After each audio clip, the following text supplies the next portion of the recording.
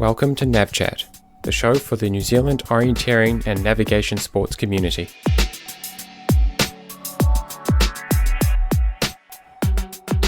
Hey Emmy, how's it going? Oh, good. How are you? Yeah, I'm good.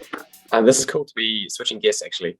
I really like having like a change of scene each time. And how was it for you coming on a second time? Were you a bit nervous the first time? Yeah, I didn't really, I guess I was a bit nervous and I didn't really know the structure and maybe I sort of rambled a bit more than I should have. But I feel like I have a better idea of, this sort of concepts that the audience might be interested in this time. So yeah, hopefully it goes well.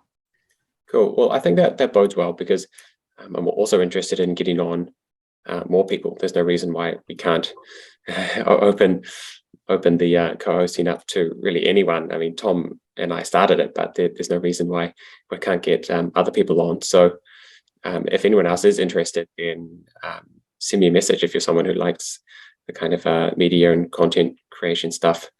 I'll definitely be asking around as well because I think it's quite fun to get everyone involved. There's nothing super special that I'm doing that other people can't do. So let's get into today's topics. First, we've got an interview with Felix Hunt. So do you remember the first time you met Felix?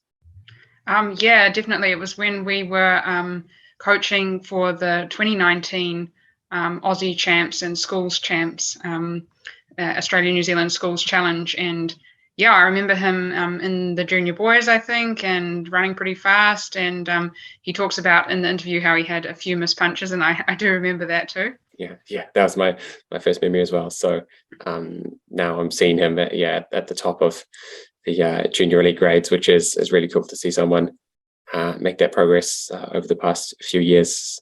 So let's take a listen at what he has to say. Hello. Hey Felix, how's it going?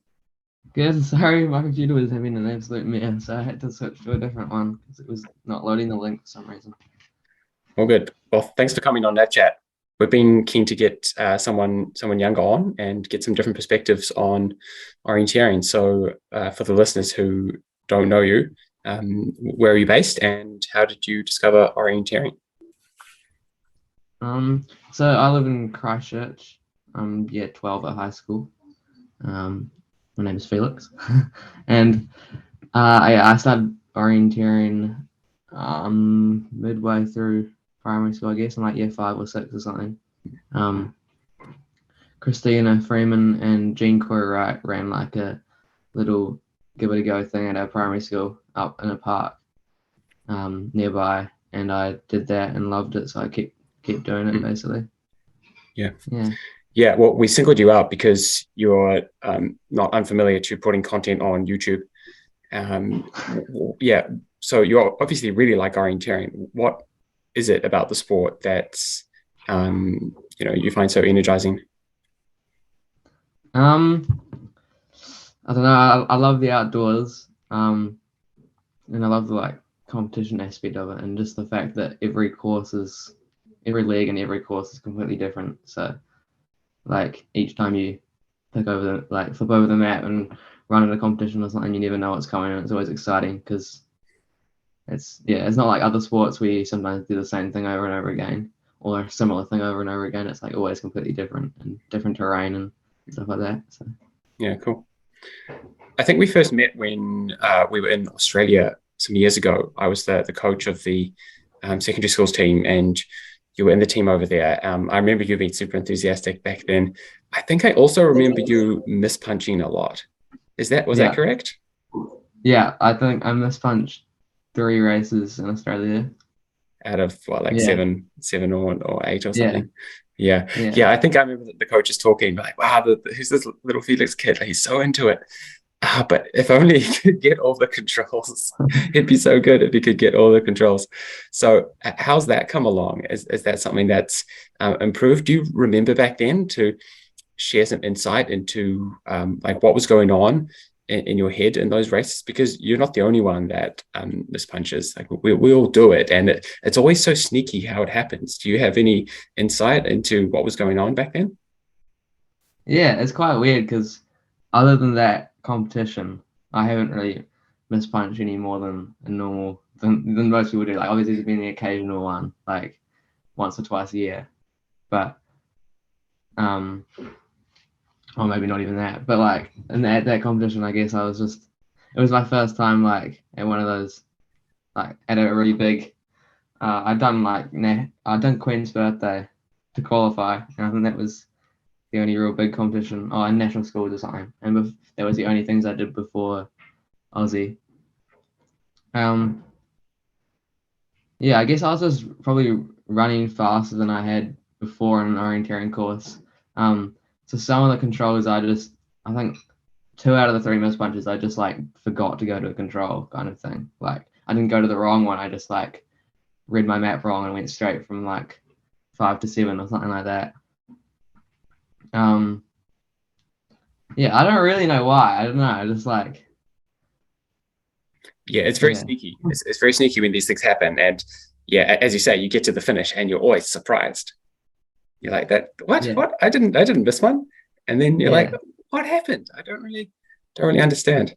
But yeah, I think that's probably a part of it. What you said is that trying to run faster than what you normally do, just messing with the routine a little bit, trying to go too fast. I suspect that was definitely part of it. But that's good to hear. It's not something that's plagued your orienteering in the years since. Did you go to Australia this year? Yeah. How was that? It was good. Yeah. In like Kyneton near Melbourne this year, which was fun. In Vic, and it was a good competition. I only missed one race this time. But yeah, I was quite worried beforehand that I wasn't going to be able to race because I was sick for about 3 weeks before we went away. I had like a nasty cough after the ultra long at Castle Hill, and it kind of started clearing up. And then about 5 days before I was meant to fly out, I was at school and like got a fever and like my cough came back really bad and stuff, and so I was in bed for the next couple of days.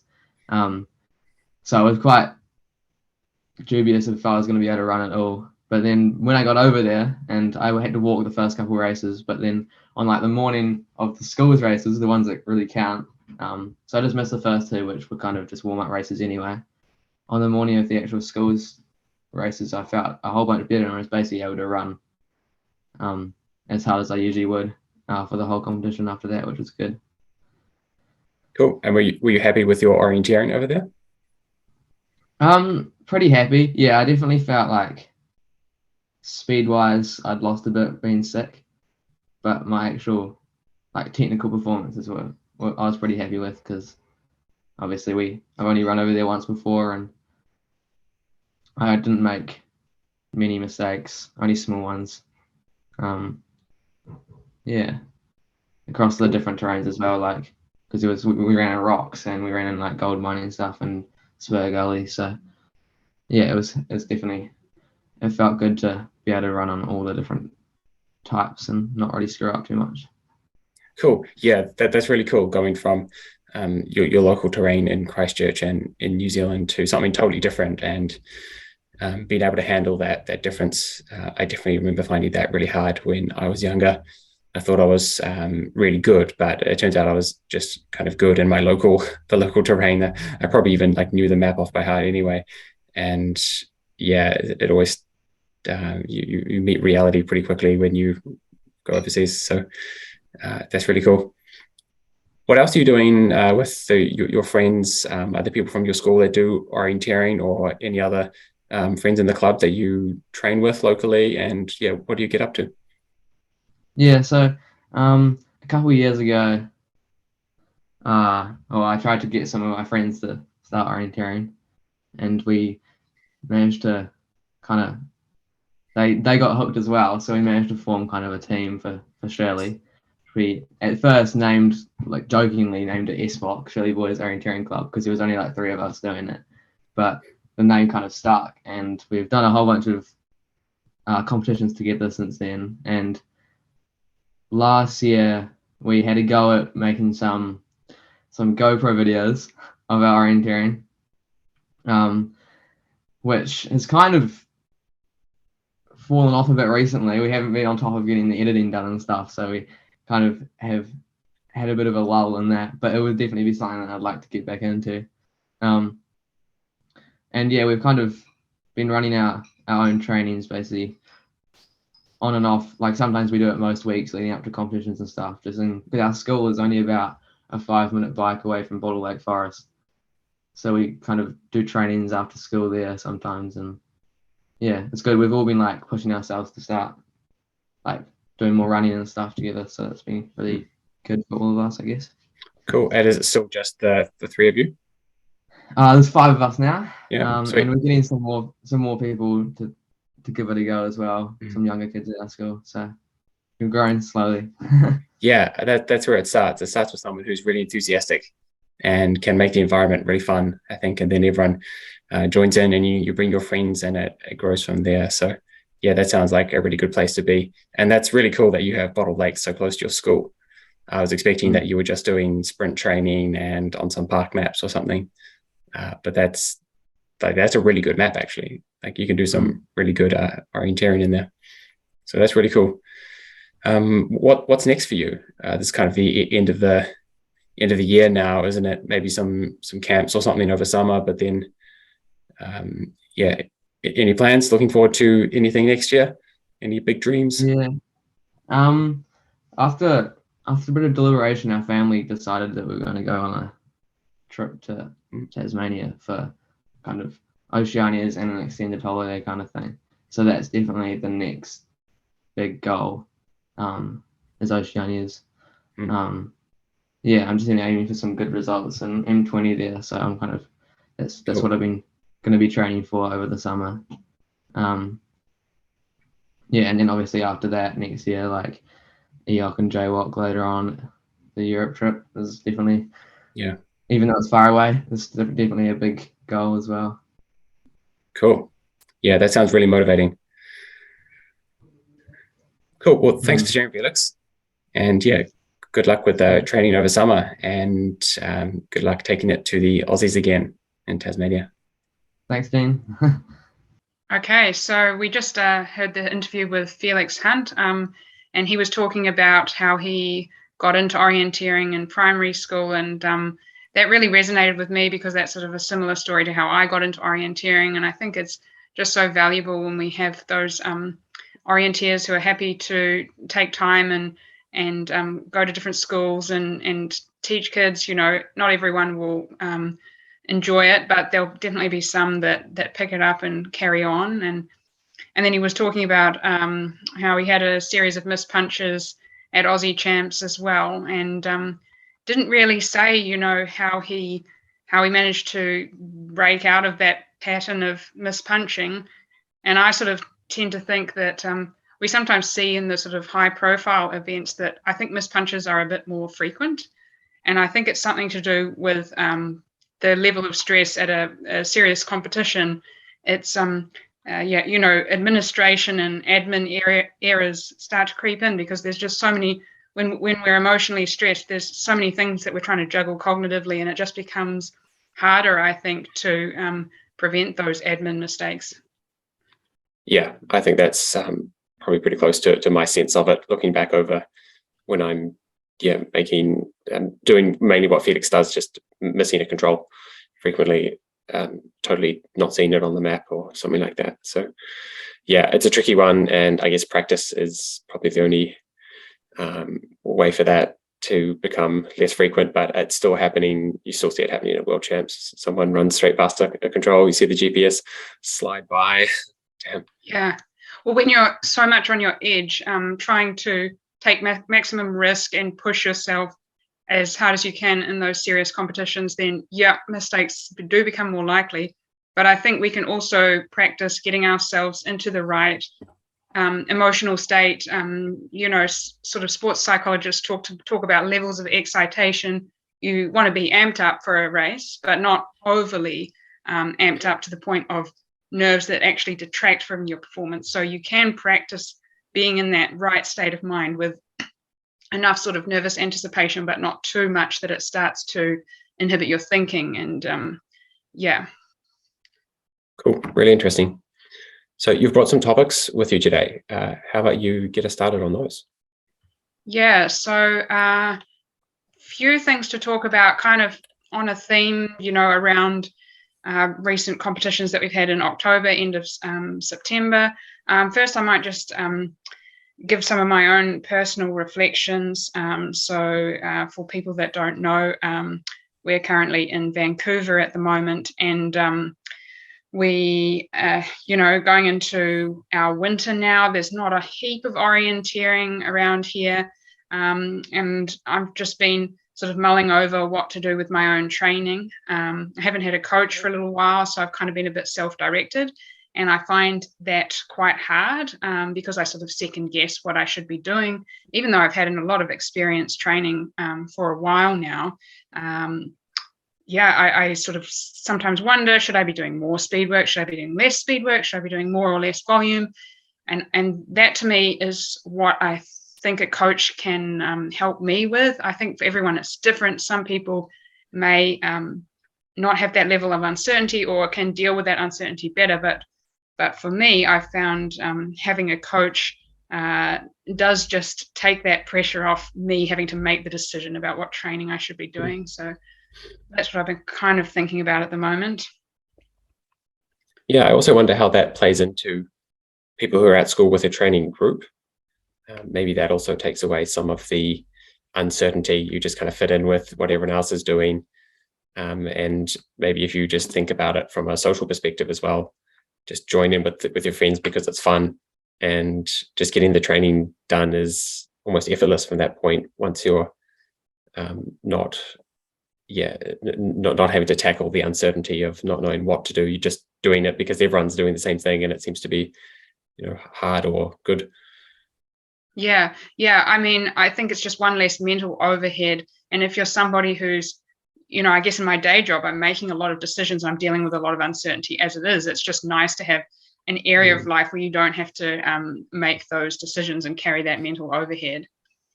Yeah, so I'm thinking about getting a coach, but at the moment you've written me some training, so I've got a bit of a structure, and we're just trying to get out the door when it's dark and rainy at the moment. But yeah, in terms of the orienteering side of things, so at the end of September, we had Aussie champs. So Jean and I, we were following along, and it was cool to see what people were doing and what the terrains looked like.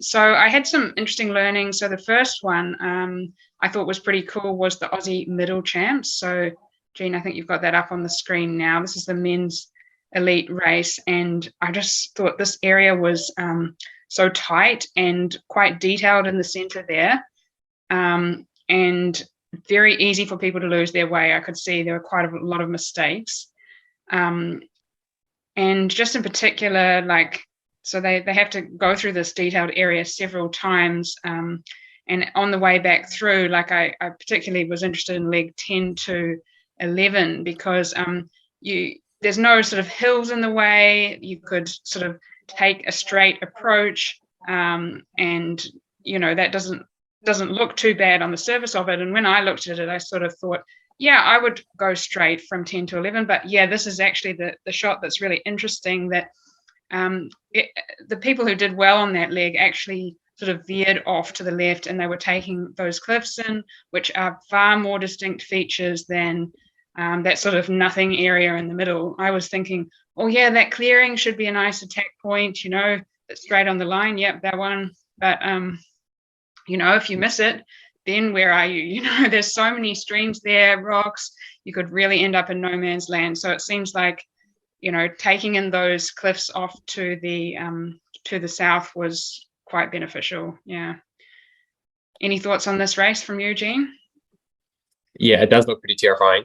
Going straight in off the start triangle into this area, and then once you're a little bit tired, I guess by the time 10 and 11, you've probably worked it out. I'm most scared by number 1.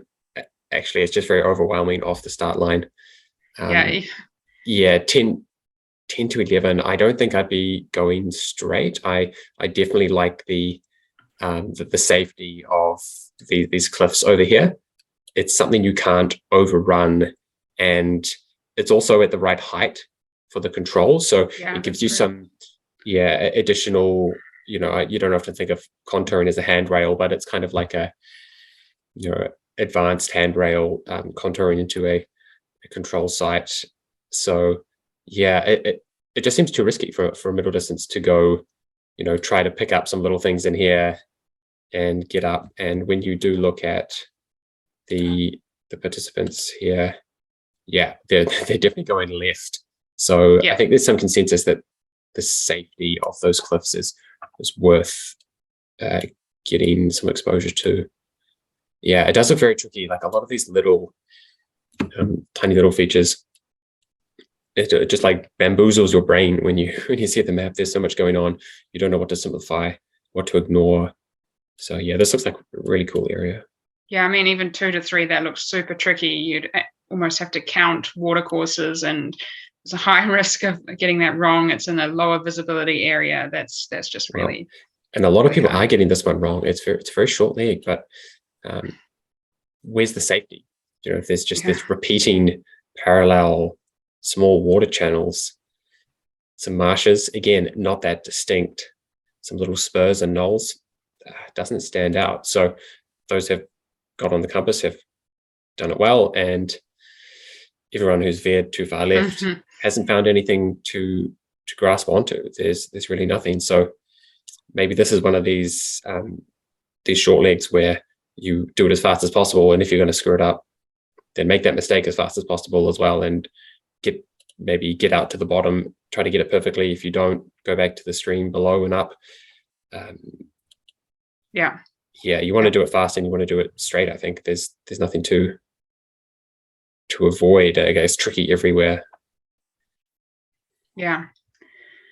So that was the middle, and then I was also wanting to share with everyone some thoughts from the long distance. So you've got that there. That didn't look as technical. There were obviously some tricky rock detail areas, but the real interest is in navigating the steep slopes and the route choices, I thought. One important learning, and I think this is also the case in the, we had the World Cup in Switzerland, is really just when you've got a steep leg on a slope, where do you tackle that slope? Do you go straight down? Do you contour along for a bit? I was just interested to see in some of the legs how people were taking the flatter areas of the slope and really using them to their advantage. Maybe you can't find a good example there, but I think the men's course had a better example. But then on the other interesting part on the long was, of course, the route choices. So why don't you go, Jean, to leg, I think it was 15 to 16 on this, the women's one, 15 to 16. Yeah, it's a really long one. I'll zoom in a little bit. So you've got, we'll just hide the, so 15 is quite close to this road that goes really wide. 16 is all the way up here. So there's a big road option, which is always tempting for the speedy runners. And you've got these ridgeline vehicle tracks, which is also tempting for some speedy runners if they're keen to take on some climb early, and maybe some variations of corner cutting on that. It kind of seems like you've got mainly right or left with a lot of those out of bounds areas in the center, and there's a decision to be made as to whether you want to try and avoid a little bit of extra climb at the end of the leg by taking the route on the left, and then with a leg like this where you're looking at the two distances and you're thinking, they look maybe similar. A good thing to do is to look at the entry into the control. So I thought that was kind of a good point for this one. I think maybe coming in from the top is easier. So if you're undecided, maybe looking at the entry into the control to make your decision. Yeah, it's very close to this trail off to the northwest of the control, and the gully will be very distinct as well. So yeah, it's quite a safe approach. Yeah, so at the end of the day, it's it a looks hard like to make a call. It's like quite a long leg. There's a lot of things to consider. You've got to have some mental model for making a decision. Otherwise, you could be thinking about this thing for all day, trying to work out what you prefer. Yeah. Yeah, so it looks like Aislinn was actually faster taking the right route, but on the men's course, they had a pretty similar, maybe the same leg, and the fast runners took the left route. So I think it was probably pretty even at the end of the day. So yeah, as with sprinting, just make a choice and go with it when it looks pretty equal like that. Mm-hmm. Yeah, one thing here, people are not going straight up the hill. They're contouring, trying to be pretty efficient. So there are a number of ways to do this better and worse. And you can see some little extra distance run by some people further out here. So some of these legs possibly come down to execution more than the choice of route, although the choice of route takes up all this planning time because you have to commit to something. But at the end of the day, it's these little execution things. Like this is interesting here, going one way around the hill. Not quite sure about some of these little corner cuts that can be done here. Yeah, and that sort of cutting really depends on the terrain, doesn't it? So, I mean, it's all mapped as white, but we don't really know what it looks like on the ground. So, for example, at the start of that leg with the leftward route, in a different sort of terrain, like in Italy, we ran in areas where it was mapped white, but there was so many rocks on the ground. In that sort of terrain, you might want to just go straight up and spend as little time as possible in those rocks and then run the track. And then it might also depend on your skills as a runner as well. So if you're a person who, has really good physical fitness and you like hiking steep hills and you can do that fast, then maybe you do just want to cut up a bit more directly. It just depends on the terrain. Cool. So yeah, maybe we should also have a look now at the World Cup races, because that had some similar interesting points to the Aussie long distance champs. So at the start of October, we had the final round of the 2022 World Cup in Switzerland, in Davos. And so they had a relay, a middle, and a long. And why don't you pull up the long distance? There's some interesting learnings there, which has kind of had some similar thoughts on this as I did with the Aussie long distance. But at the end of the day, the winner for the women's was Simona Aebersold. And, these days we're pretty used to Tove Alexanderson winning everything, but on this occasion she didn't. It's good to see that she's also human. But yeah, why don't you just show the leg 11 to 12? Because I looked at that and I thought, okay, I want to go to the track, just seeing how steep that slope is. But, maybe some of the runners who know that terrain know something that I don't know. Maybe it's actually easy to find a little animal track or a route through contouring. But you can see, if you play that leg out. So I don't know if it was obvious, but Tove was actually in the lead at 11. And then she loses it on the way to 12 by taking. Yeah, so I've mass started at 11, so yeah, we've lost that. But do you know what color? It's hard to see. If you just take the last 10 runners, maybe, or click, just take the last 10, and then I think she might have been in green. Yeah, she's in green. Yeah, she is in there in the middle. But yeah, it turns out that middle contouring is really not a good choice. Hagstrom in there as well, going quite slow for someone who's a very fast runner. So yeah, basically you can see the two packs that have formed, the road crew and the contour crew. And those who are contouring are really making pretty slow progress.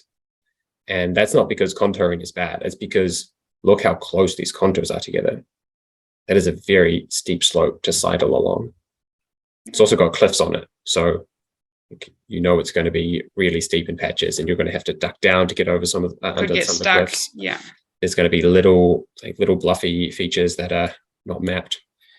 So yeah, that's, I think, a bit of a mistake to just consider. Like, we can just look at some of these areas here. I'll try to draw on the map.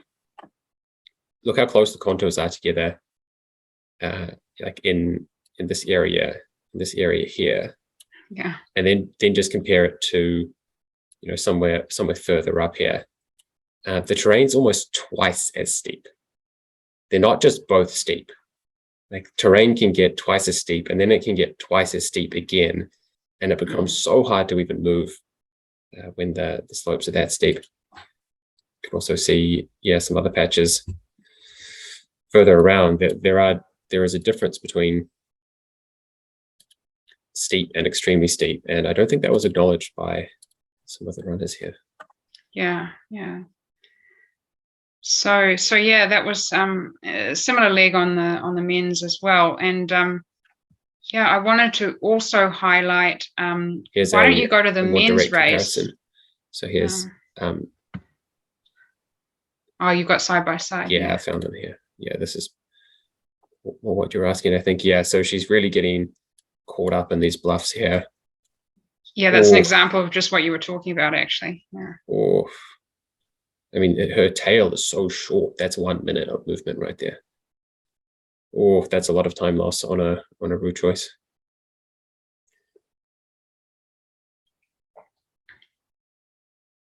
And now she's kind of over it and just heading back up to the trail. So she's taken on, you know, most of the climb anyway. So yeah, that's pretty rough. Yeah, not good. Take the slope seriously. Yeah. Yeah, and the closeness of the contours. Yeah. So why don't you look at go towards the end, either on the women's or the men's. Like, there's also a decisive long leg that's kind of closer to the end. I think it's 2:22, yeah, on the women's. And it's quite a tricky leg. It's one of those legs you look at it and you think, oh, danger, you know, I could really lose some time here. And some of the earlier legs on the course, you know, maybe lull you into a sense of security. You're doing well so far, you know, there's enough obvious features to guide you into things. But then you've got this leg with a lot of climb, getting close to the end of the course, you're tired, and you've got this diagonal down a slope, which could really go wrong. So yeah, why don't you see how the runners played that one out? What do you like here as an attack point on this leg?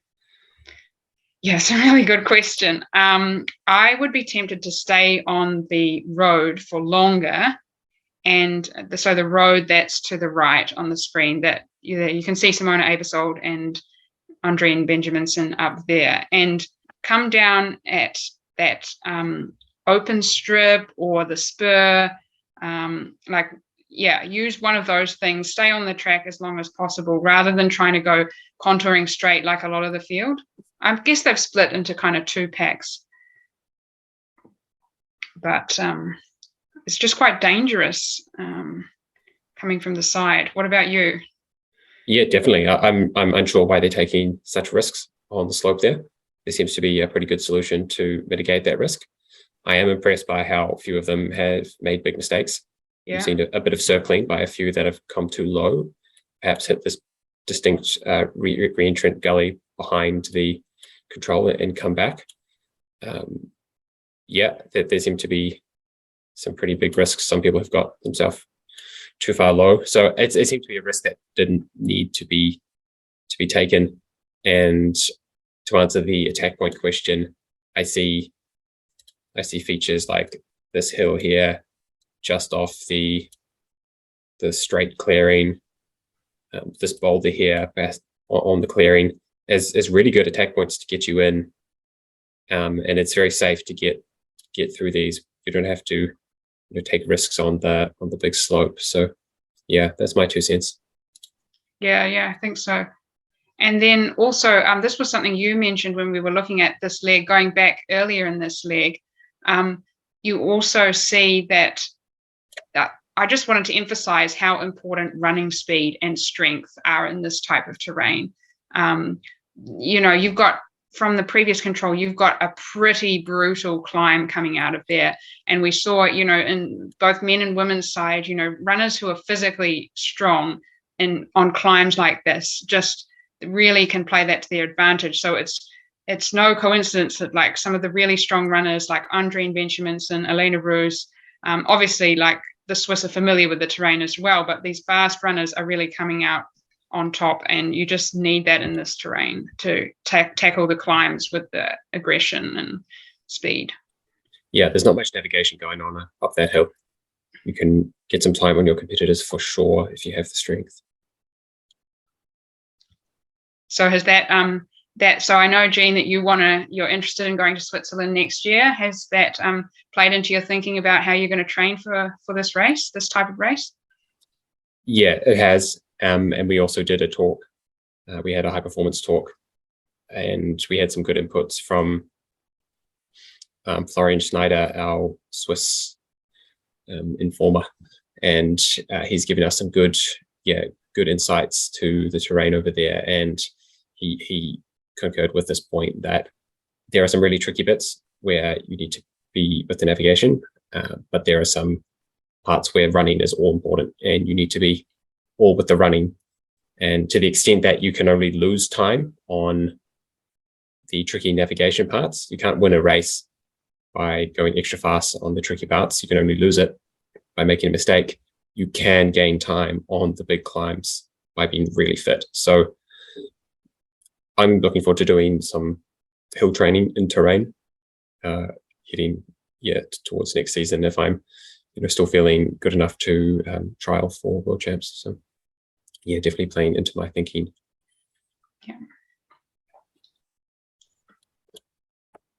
Yeah, okay. And we also saw on the men's side that Daniel Hubman won this race. Again, the Swiss showing just how strong they are in the terrain, but it's also cool to see because he's 39 years old now. Yeah, I thought that was really cool. I didn't actually realize I knew he had a really long season, but a really long career. But, I know he started as just coming out of juniors, was already one of the best. So that's pretty incredible to have such a long elite career and 32nd World Cup victory. It's certainly, I've been feeling a little bit nervous about getting old and seeing people like Danielle continue to get just to stay just as strong as they've always been at this age. It is really encouraging, and I think allows me to relax a little bit and not make any emotional decisions about how much training I should do and whether the clock is ticking or not. So yeah, I thought that was really cool. Yeah, well, I think we've seen in running over and over that it's not, who can do the best training or crack the perfect formula that's going to come out on top on the day. It's the person who can be consistent over years and years, and consistency in training pretty much trumps everything. So, the number one priority should be staying injury free and keeping some fitness up. And if you can do that, then you can keep really good cardiometabolic fitness out into your late 30s or 40s. Yeah, really cool. Cool. Is that all the topics from you today? Some really good ones you brought along. That's really all from me. Maps. Cool. I had one more thing that I was interested to talk about. It's just been kind of on the top of my mind. What do you feel like when you look back at the orienteering season in Auckland? I know you haven't been in Auckland all the time, but maybe you can talk about some of the other regions that you've lived in. And how does the season feel to you? And do you have any other sports that you've done to kind of compare your orienteering season to? Or maybe you haven't done the sports, but you've observed these sports? So the orienteering season in Auckland, I sort of see it as there's less on over the summer, and then you get the summer series, which is pretty casual. It's not going to be the preparation that you need if you want to prepare for technical forest racing. So I see the season usually is kind of getting started in March, and actually it often gets started quite close to nationals. So by the time you get to nationals, you haven't got that much forest experience under your belt. And then it kind of continues through the winter. And if you go to Europe, then, you get that bonus of their season in the middle of your New Zealand winter, when otherwise there would be some events, some AOS races, which are really good. And then towards the end of the year, there's sort of regional competitions if you can get to them, and probably less AOS racing and forest racing sort of towards October, November. So I kind of would like to see maybe a bit more preparation leading up to, say, nationals, and having a more defined peak to the season. That would be quite cool. Yeah, I think the season you've just described is very long. And if you compare it to any other sport, it's really long. I don't see any other sports that have such a long season. And I think in New Zealand, the weather's okay. So we kind of dragged it out all year, and that seems to be okay. But I think it's come at a trade-off that we struggle to get momentum in parts of our seasons because the events are becoming a bit scarce, a bit thin on the ground. So I had some contribution towards planning an Auckland calendar for next year, and that was the first time I've been involved. So it was interesting to see how the process works. And we've got multiple clubs in Auckland, so there's some things trading off.